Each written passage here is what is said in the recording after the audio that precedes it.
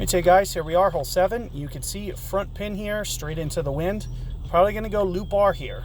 Now, one of the main things that I want to do is try to kind of get it down to the left, so you can see I'm using that spin. I'm just trying to kind of get this as left as I can, without a major pull. You can see just a slight great ball to the left. Shouldn't end up costing me here.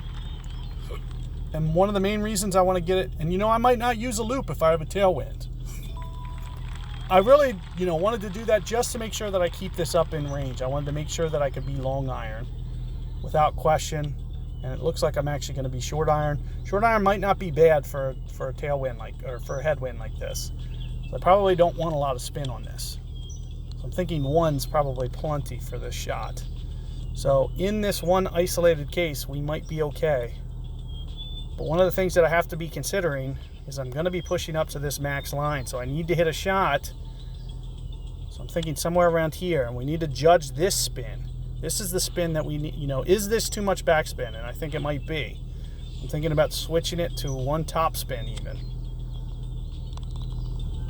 I'm not really sure about how it's going to release, but this is, wind effect is one of the main reasons. We're landing on an upslope plus wind effect.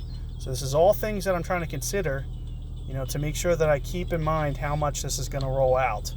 So we're going to push up here right towards max.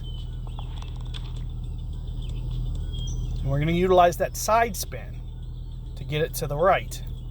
Now you can see I really couldn't great ball to the right, so I was very protective against that. And you can see even this wasn't enough. But that's something that I know for next time. So again, I threw away more tiebreaker points. Next time I need to use more topspin if I'm to sniper, or I need to make an executive decision. I go back and think about this drive that I had. It was straight in the wind. Should I just lay it back and get it to big foot so I can just backspin and just put that second ball bounce right on the hole? Or do I try to go at this approach and try to nestle this up here for the next time? Because as I could see, especially with the headwind, that wasn't enough topspin. I didn't know how much to go. I was, and once you actually see more of your guide, then you do know. Since I'm so limited on how much guide I have, that's where the complication. So if I was using my Spectre 5, like I use with my veteran account, I can see where, 3.5 rollouts are. Once I can see 3.5 rollouts, I know for a fact it ain't going to roll out much farther than that. And once I see that ball guide stopping, so on a shot like that, I would have put the third hop right through the hole.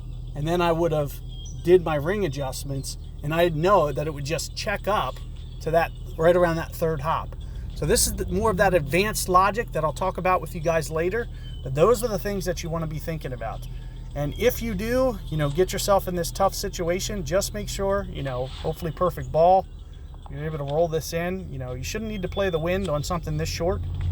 As long as you just kind of put it right in front of the hole with some backspin, you should be able to just pop those in.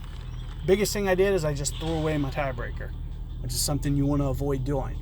This isn't going to be a game-winning round. It's going to be a decent round, but that's about it. So let's go to the next one, see how it goes. And again, I may try to come and give you guys a correction for this.